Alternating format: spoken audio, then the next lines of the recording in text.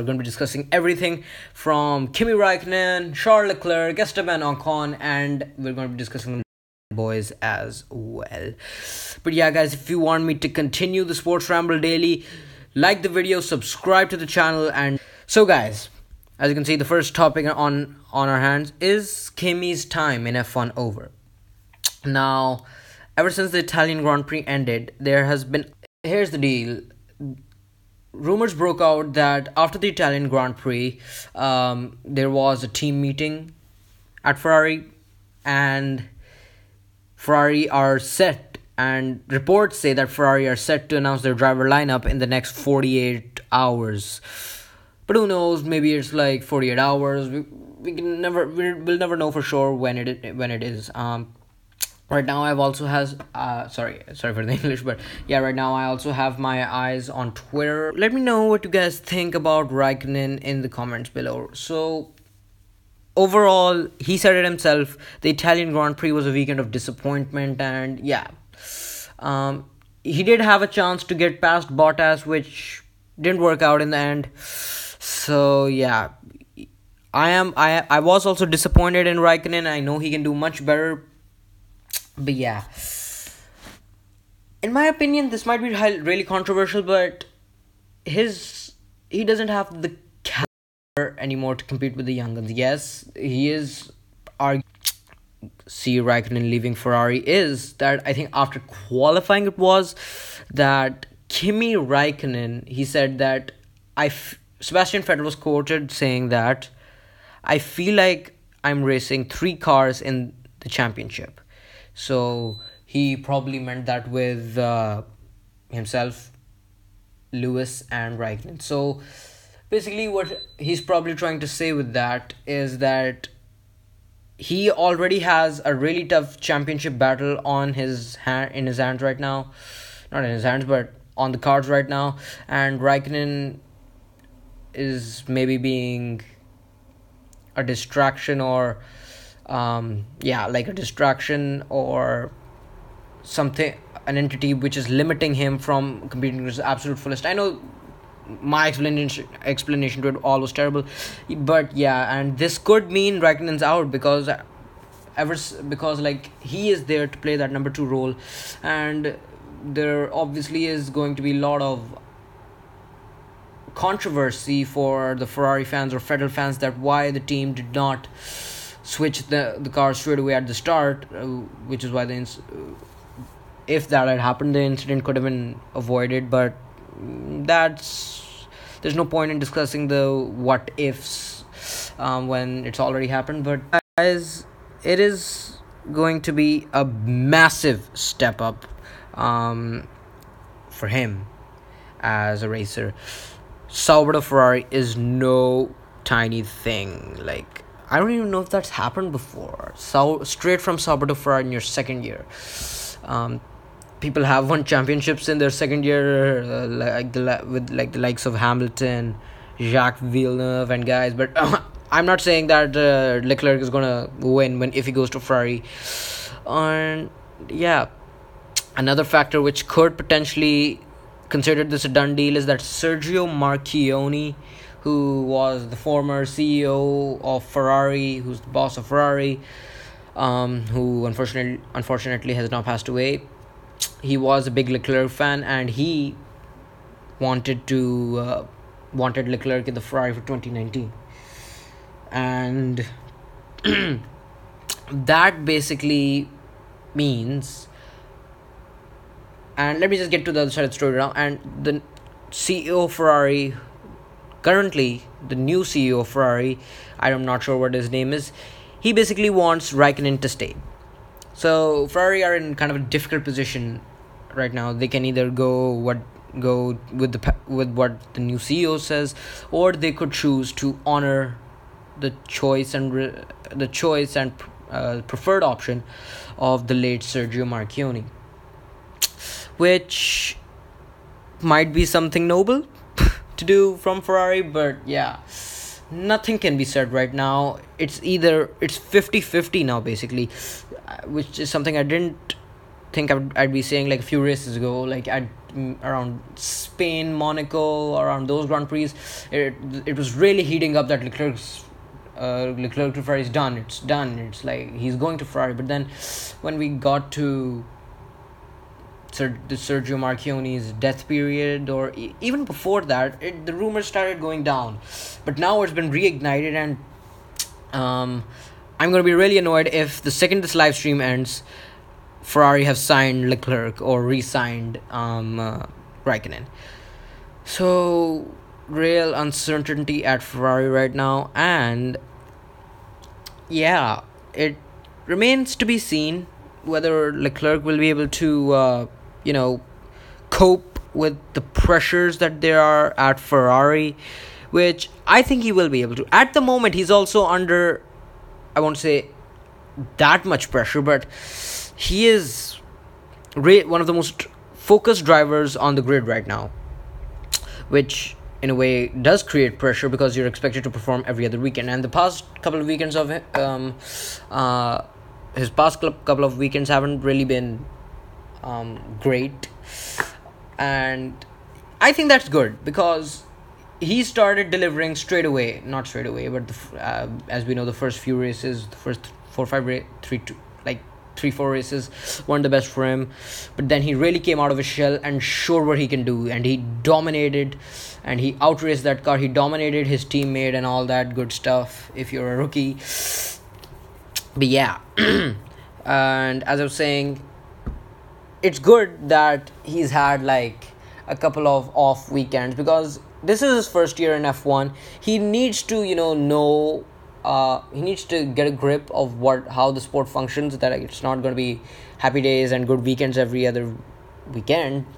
And yeah, he in the time when he was scoring points didn't make that many mistakes, but yeah, as you can see, he even now after the summer break hasn't made that many mistakes. His DNFs are due to others' doings. He basically was unfortunate enough to be sandwiched by the Force Indias and be involved in that monstrous crash at Spa. But yeah, it's really unusual for Ferrari to promote youth in this way. Charles Leclerc, I think, will turn 21 next year. Correct me if I'm wrong there, but yeah, he'll turn 21 next year, or maybe he'll turn 20 this year. But yeah, the fact is he's still very young, and many people will be willing to argue that this is rushing him into that Ferrari seat, and yeah, he might underperform over there. I can understand where those people are coming from, but yeah, in my opinion, I'm really crazy. But yeah, with the reports coming in, I hope it's sooner rather than later, because I hope it's sooner rather than later, because I can't wait anymore.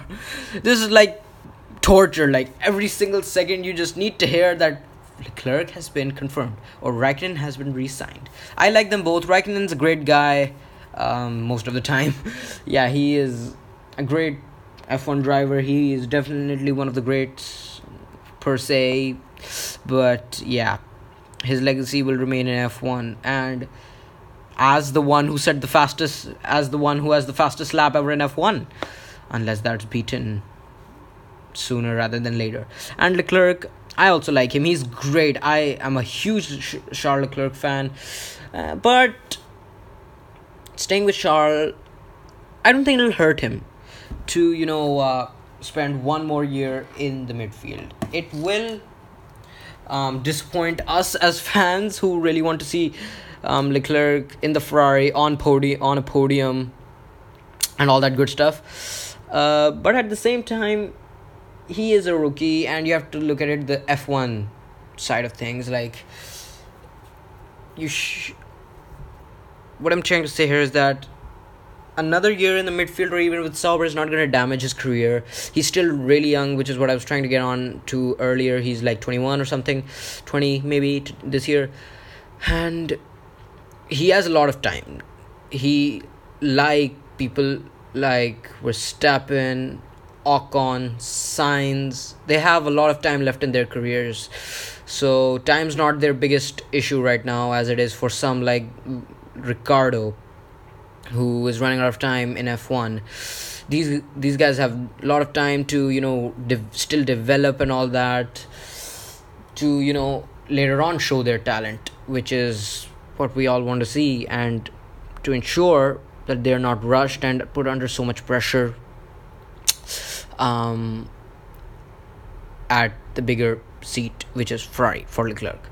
And finally, to end this Ferrari debate off, Charles Leclerc, basically, okay, how do I put it this way? I don't think that he's going to, if he goes to Ferrari, I don't think he's going to start beating Vettel. Obviously, he's not going to start beating Vettel, because Vettel is going to be much harder of an opponent than Marcus Ericsson. I said it like slowly, Marcus Ericsson. I hope you guys can still hear me. Yeah, Charles Leclerc is really going to be put under immense pressure at Ferrari, and considering his personality and all, he'll be able to cope with that. He is really cool and calm and collected about everything, so he'll be able to handle it. And the reason people are really excited for him is that look what he's done in a Sauber. He gets points every other weekend. Imagine what he'll be able to do in a Ferrari. And if everything pans out, he might be a better option for Ferrari than Raikkonen. At the moment, staying in the 2018 scenario, Ferrari needs a number 2 driver who's there to get the points when Vettel cannot, for the sake of their constructor championship time in F1. At the moment, he is in a good car. He's in a good spot in his career. He's in a good time in his career. And yeah, I was just trying to say here that Leclerc, I hope in his first couple years, if he goes to Ferrari, he doesn't just stay number 2. I hope they let them fight. If they have a superior car than everyone else, then obviously there's going to be a battle between the 2 Ferraris. But yeah, that's something we all want to see, and hopefully that is what we're going to see. So in my opinion, nothing against Kimi, but I hope in the coming days and by this weekend, I hope that Charles has that Ferrari seat confirmed. And that's where we're going to be ending our Ferrari debate, and moving on to someone we all love, we all know, Lance Stroll. No, sorry. Yeah, Lance, we have mixed feelings about you, but yeah. What I was about to say is someone we all love, Esteban Ocon. He is in a difficult position right now. The other day, I was reading an article on either it was Sky or Planet F1. It was one of those two. That Mercedes are considering to drop Esteban Ocon from their driver program. They are not good. And they said it very clearly in those statements that they're not doing it obviously because that he's a horrible driver, because he's not. They're doing it for the betterment of his own career. And Toto Wolff right now also believes that since he's young, he has that time to spare, you could say, in a way that that basically that time to waste in F1. I wouldn't call it wasting either, but yeah, you guys get what I'm trying to say. Ocon is right now in a difficult position, and yeah, he is not going to be landing drives in places like Haas or Sauber if he stays as a Mercedes young driver, which is, I think, what Toto meant. Obviously, I don't think he'll be wanting him to go to any Ferrari team, but for the sake of his career, Mercedes might have to drop him at the moment, because with McLaren confirming their lineup, the only place that he realistically can go to now is either Toro Rosso or Williams. And I don't see him going to Sauber. If Charles Leclerc doesn't go, or okay, let's say Charles goes to Sauber for next year, Kimi's not going back to Sauber. That's just rubbish.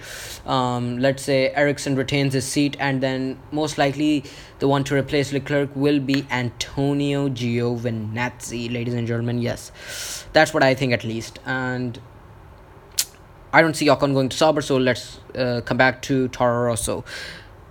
Dr. Helmut Marko, or maybe it was him or someone from Red Bull, said that they have at least like 10 drivers in the frame to race at Toro Rosso next year. That's crazy. My mind blew up when I heard that. But I just remembered, guys, sorry about this, but I remembered that I remembered reading an article that Ocon was not on their driver shopping list of Toro Rosso / Red Bull. So yeah, that's pretty much Toro Rosso out of the frame, and that leaves the only realistic option, Williams. Guys, Williams is not going to be a place where he's going to be able to showcase his talent. And it just like burns me up inside. It just like annoys me, the fact that people like Stroll can retain a seat for 2019, and they can confirm a seat for 2019, and not the likes of Ocon. Okay, I might sound slightly harsh here, but given the current scenarios and everything, Stroll driver wise does not deserve to be in F1. Because he is the cause for, okay, I'm going to talk as a Ocon fanboy here, but he is the reason that Ocon is in a difficult position in his career right now. He does not have any confirmed drives. If Williams announce their driver lineup and Ocon is not in it, Ocon doesn't have anywhere to go for 2019. Realistically, unless Mercedes decide to drop him, or they can sweeten a deal elsewhere, which I don't see happening right now. But yeah, Stroll does not deserve to be in F1 because his driving is horrible. He doesn't really. He was good in his junior formulas, but he's horrible in F1. And Ocon is much better than him. If you would put both of them in the same car, Ocon would win every day, any day. And that's the part that, like, burns me up. Like, money plays such a big part in F1 nowadays, and it has done for many years, and will continue to do so. And that's a downside, because this is what driver programs are for, to help and finance the careers of young drivers who cannot actually finance themselves, or don't have the means to. And Ocon is one of them, as you know that Ocon doesn't have really. Ocon is from really humble backgrounds. His father worked as a mechanic, and they were. I'm not going to go into the whole story. If you guys want to know where I got all this from, listen to the official F1 podcast. They do great stuff. Tom Clarkson, thumbs up to him for interviewing these drivers. But coming back, and Stroll, he has had a financial backing from his father, and from, I think he also has it from Canada Life, which I have no idea what it is. But yeah, he also brings in some money. So yeah, and I hate this whole concept that drivers bring in money and they're given a drive for it. This leaves actually talented people without a seat, like Ocon. And Stroll is moving and taking potentially Ocon's seat because of his father's money. Not the fact that he brings his own money to a team. And Force India doesn't need money anymore. That's not what I meant. What I'm trying to say here, basically, that they have a much stronger financial backing now, and they don't actually need the money from extra money from the likes of Perez, which he brought some money from Mexico. But yeah, guys, that is the harsh downside of F1, as you've probably heard. if you have heard. So I hope Ocon's future is sorted out in the coming days, weeks, whenever, because he is a really nice guy. He deserves a seat in F1, a good seat in F1. Like Force India is a great place to be in F1, and it just like burns me up to know that the likes of Stroll, look at his smile in this picture. I hate him. I hate Stroll. Hate him. Weirdo. Sorry, Stroll. Just joking. But yeah, guys. It is sad. And that's, I think, where we are going to end our inaugural episode of the Sports Ramble Daily, guys. So that has been it for episode 1. I hope you guys have enjoyed. And I will be live again tomorrow. I'm going to give you guys a heads up on social media when. But yeah, guys, from Monday to Friday, we're going to be live every single weekday, Monday to Friday. And I'm going to, as I said, be giving you heads up on social media when. It's most probably going to be either 1 or 12 o'clock UK time. Maybe that this doesn't work for you guys, but it works for me. I'm free around that time, so that's the perfect time to do live stream. But if you guys can't watch it live, it will obviously be re-uploaded to YouTube, so you guys can catch it there. But yeah, guys, that has been it from me. This has been the Sports Ramble, and until next time, guys, goodbye.